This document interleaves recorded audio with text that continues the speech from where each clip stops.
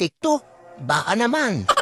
Baka naman pwedeng ipakita mo ko sa Luzon, Visayas at Mindanao. Bigyan mo naman ako ng isang viral. Isa lang naman. Ipakita mo na rin ako sa mga karatig bansa na may mga OFW katulad ng Taiwan, China, South Korea, Japan. Sige na, TikTok. Pumayag ka na. Isa lang naman eh. Sige na, pumayag ka na. Uy, papayag na yan. Papayag na yan. Papayag na yan.